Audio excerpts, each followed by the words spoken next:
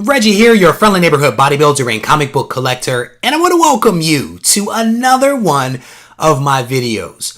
In this video, we are going to spend a little bit of time talking about personal finances, specifically my own. And we are doing this because I've received several direct messages, emails, comments on previous videos where people are asking for a little bit of insight into how I manage my personal finances as it relates to this hobby. As you guys know, this hobby can be expensive. Technically, it could be as expensive as you want it to be. And so I think that that's part of the reason why people are curious. Now, what I'll say to you is I don't envision this video will be a long video. I'm going to offer you guys a little bit of insight into how I manage things. But with that said, I think that additional insight will be gleaned from the comments that other people actually leave on this video. So I definitely want to encourage you to take the time to drop your thoughts into the comment section. If you have a philosophical approach for managing your budgets as it relates to this hobby, drop those things in there. If you have learned from making some mistakes, drop those things into the comment section. The goal is for us to kind of learn from one another. I am a firm believer that there is no one way to actually manage this hobby. And so the more things that we can put out there for people to consider, I think the better off we will be, because folks will be able to take from those comments, both mine and yours, something that may work. They may discard some things, which is perfectly okay. And they may hear some things that they decide to tweak and modify to make them actually work for their situation. So that's a long way of saying that if you have thoughts, be sure to enter them into the comment section so that we can all continue to learn from one another. Now, with that out of the way, let's start digging into some of these tips. And again, I don't think that this is going to be a long video, but my hope is that it will be an informative one that will help you to formulate your own strategy. Now, when it comes to my philosophical approach to this hobby, I think I have like 6 or 7 tips that I want to try to offer up for consideration. One of my first tips is that I don't use credit. I don't use credit of any sort as it relates to this hobby. I think that credit is super helpful, especially when it comes to your regular life and emergencies and things that you have to manage. But for this hobby, which is a hobby, right?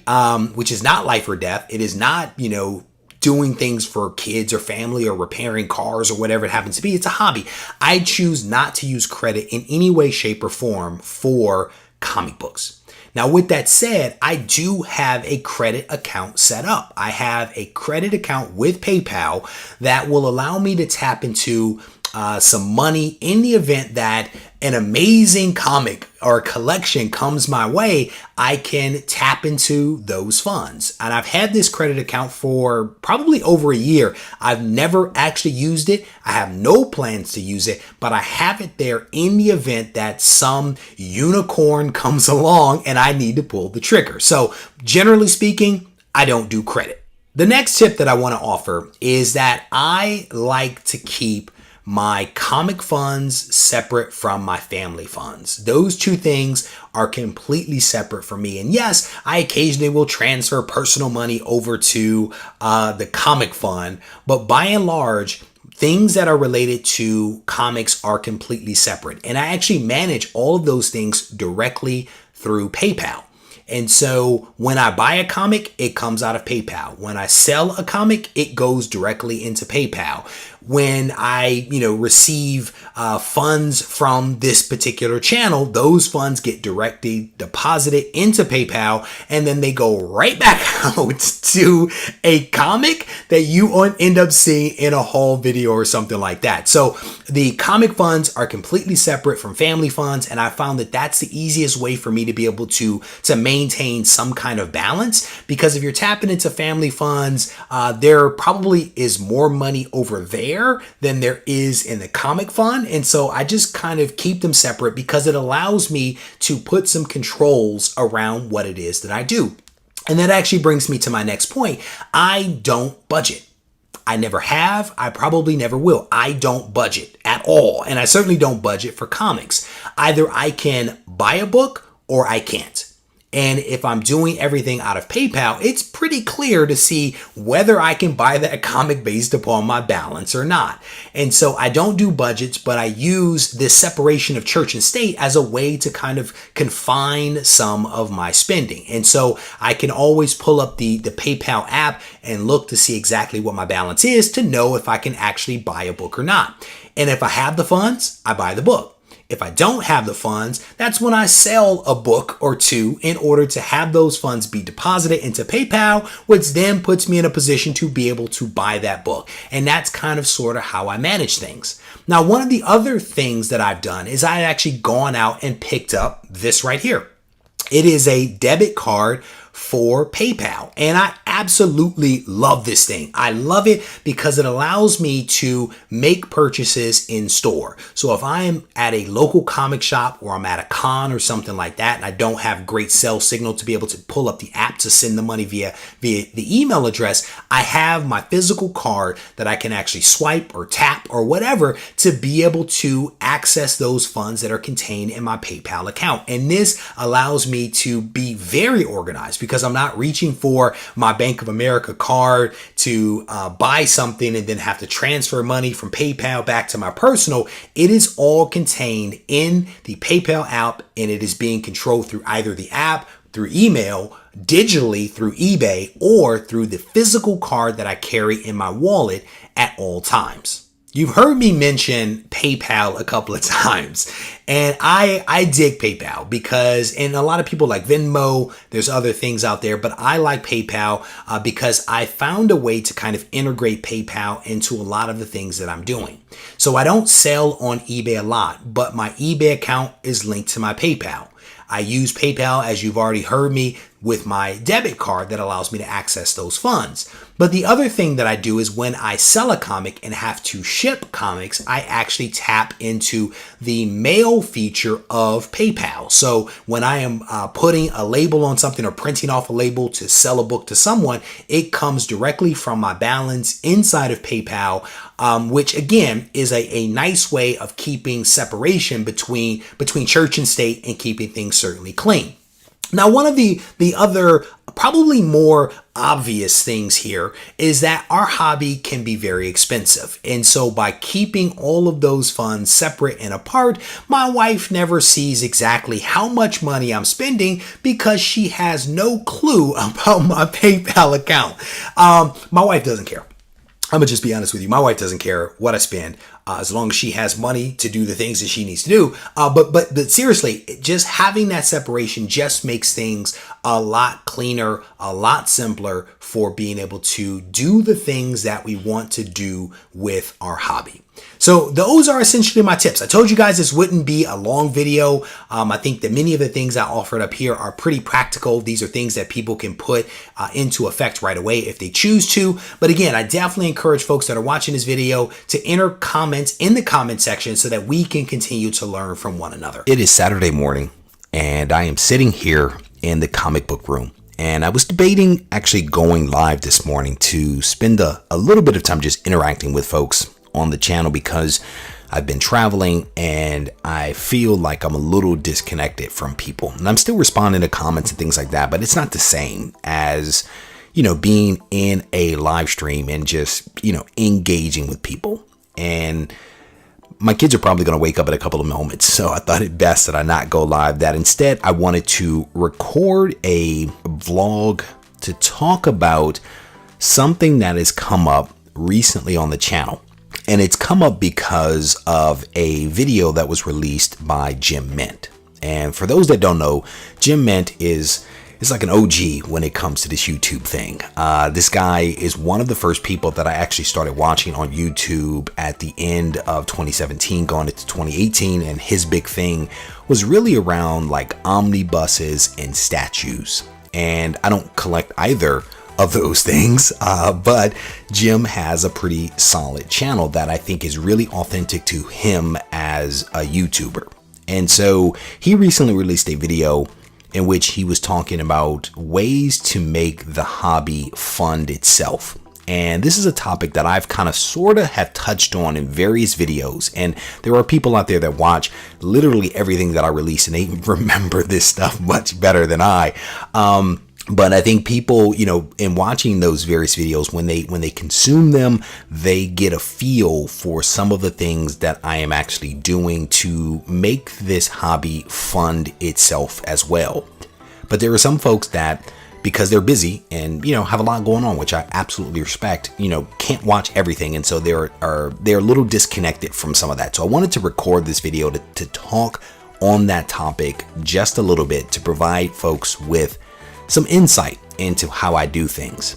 Generally speaking, for me, as it relates to this hobby, yes, there is a lot of money involved. And yes, I try to be very smart about how and where I spend my money, because while it's fun, it can also be extremely expensive as well.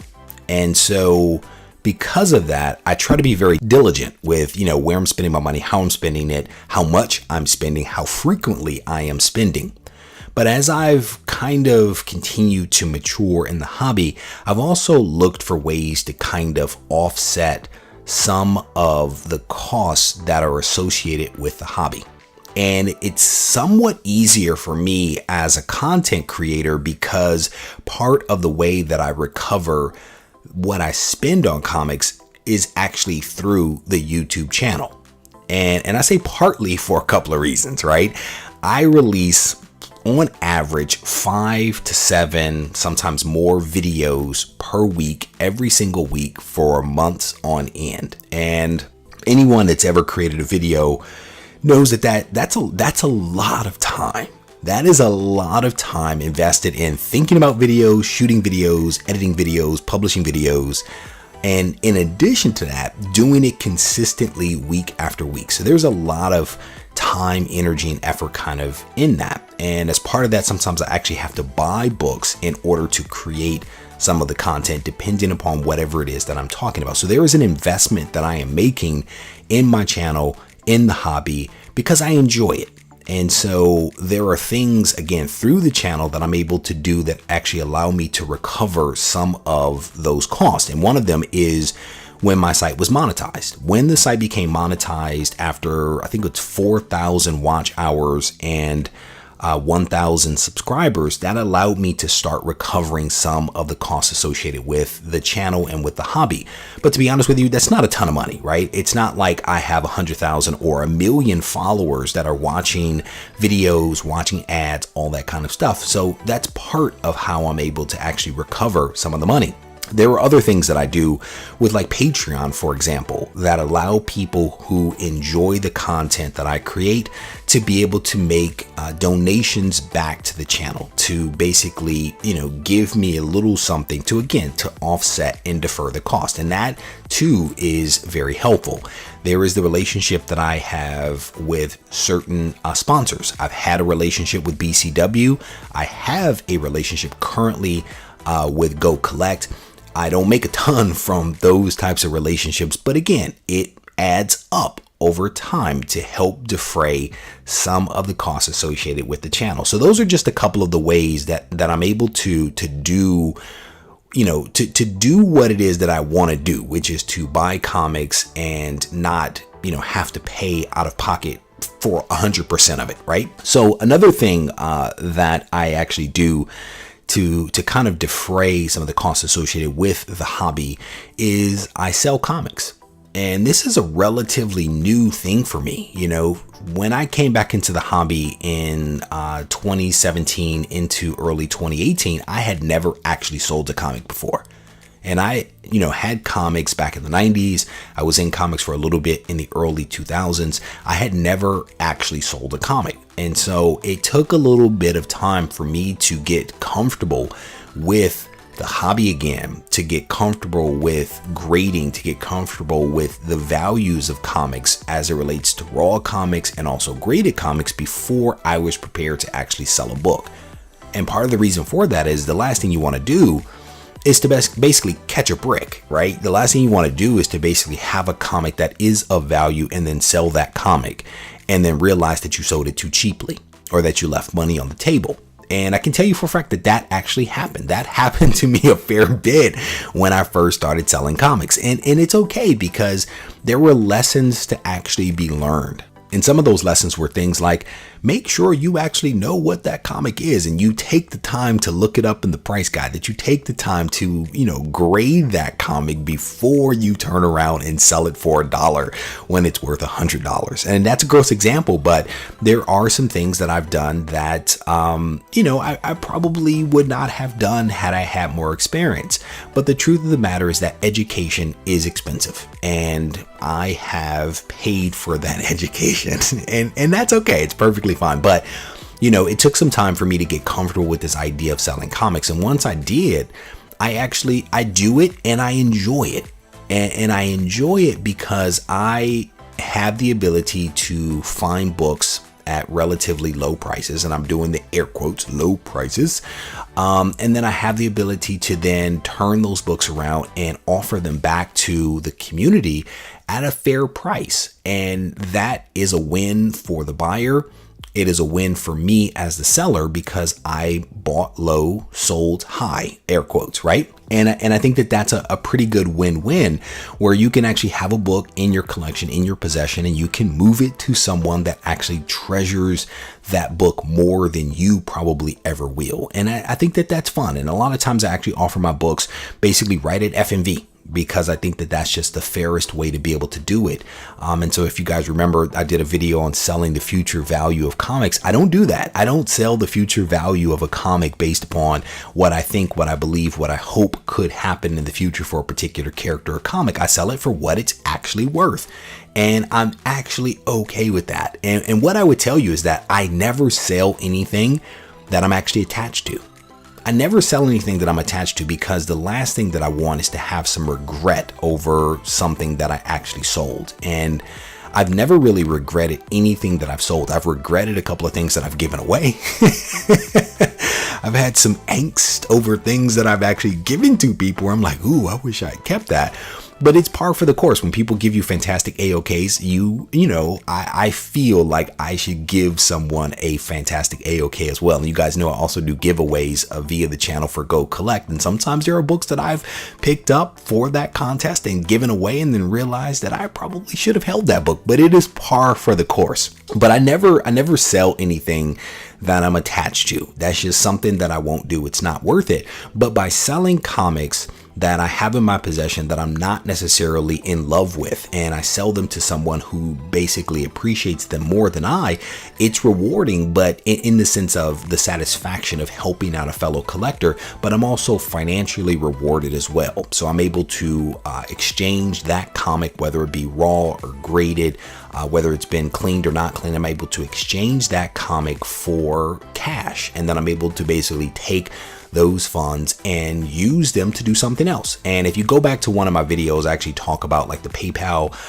debit card and some other things that I do, but it's either coming in as cash or it's coming in as basically virtual cash that allows me to then turn around and be able to buy other comics for my collection that I really want in my collection. And so it's a nice way to kind of keep the money moving around, right? And so those are just two of the things that I do, right? There's the channel, well, a couple of things, right? There's the channel, there's the sponsorship, there is the buying and selling of comics as a way to kind of fund some of what I do.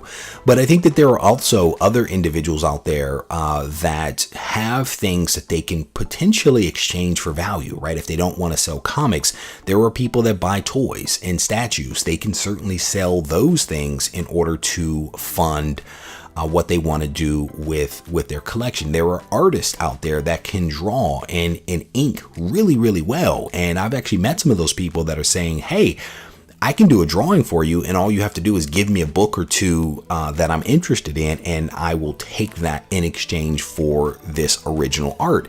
And so, I think it's a really great bartering system that is out there as well if you don't want to exchange cash. But I think the big thing is that, you have to get involved in the community. and you have to get involved in the community to kind of see where these opportunities are, because one of the big things is that people want to do business with, air quotes, do business with people that they know. So if you're thinking about starting buying and selling comics potentially on Facebook or Instagram or whatever it happens to be, I would definitely encourage you to kind of get out there and, become a part of the community before trying to actually sell things. And to that point, a lot of people ask me where I sell books. I very rarely sell comics on eBay. eBay is just not my thing. I think that there are some costs associated with it.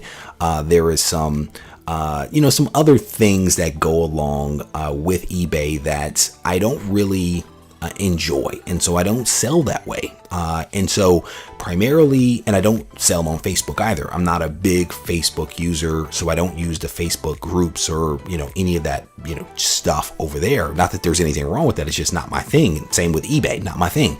The vast majority of what I do is actually on Instagram. And Instagram is my preferred platform because it allows me to interact with people really one-on-one. And I really enjoy that, right? And so when I'm selling a book on Instagram, I typically don't even add it to my page. I add it to my story.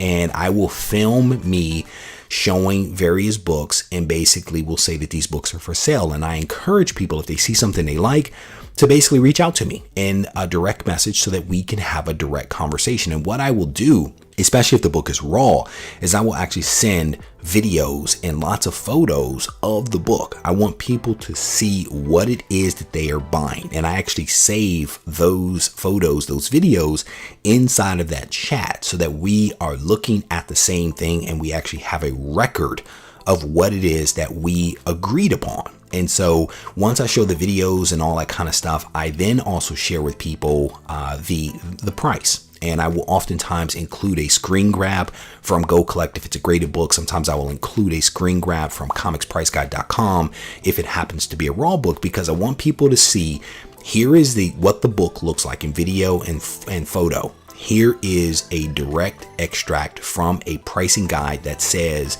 current value, FMV, is of that comic. And again, I save that all to the chat so that we have a record, right? And I explained what the price of the book is, what the shipping cost is. Again, that's all in the chat.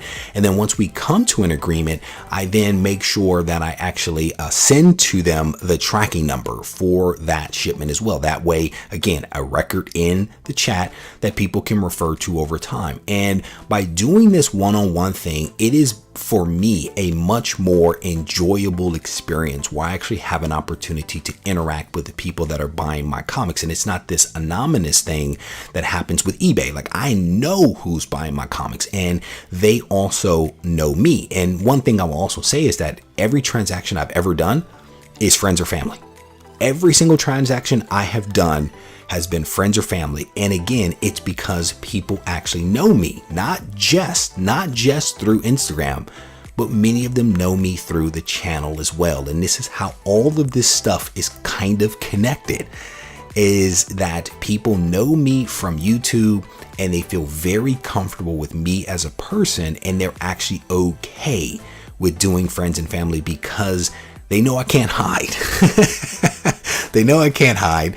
And I think I also have a pretty solid reputation for delivering upon the things that I say that I'm going to do. And that, again, this is how this little ecosystem, if you will, that I've constructed, it's how it's all kind of pieced together. And one thing kind of feeds another, and all of these things kind of help to offset and defray some of the costs associated with the hobby. And I continue to say, like, help with, because I'm not to a position where, every single book that I buy is basically free, right? It's not to that extent. I still come out of my pocket to buy some of the books that I pick up. And maybe that will change as the channel continues to grow. Maybe that will change as I continue to, buy collections and then be able to turn around those books. But I do occasionally have to come out of pocket for some of the books. And part of that is because of the types of books that I'm going after, right? Again, this is a hobby and it's not necessarily a business per se. And so with a business, you're really focused on profitability and some of that other stuff. But with a hobby, there are some things that you're going to do that aren't going to be profitable. You do them because you enjoy them, because it is a form of recreation and entertainment. And I still continue to look at comics that way. But again, I wanted to record this video with the hope that it would give folks a little bit of insight into how I manage the hobby, how I defray and defer some of the costs associated with this hobby. And so hopefully this helps. Certainly, if you have additional questions, comments, thoughts, concerns, don't hesitate to reach out to me. I am always available to you on Instagram at Regie Collects. And if necessary, you can also send me an email at regiecollects@gmail.com. I am happy to help in any way that I potentially can. So with that, I'm going to wrap this up. I want to definitely thank you guys for taking the time to listen. If you haven't yet subscribed to the channel, I definitely want to encourage you to subscribe. If you are on listening to this on a podcast, I definitely want to invite you over to the YouTube channel so you can check out some of the other content. If you are on YouTube, I definitely want to encourage you to hit that like button. If you haven't yet subscribed, I definitely want you to do that. But like I said, if you guys need me, I am not too hard to find.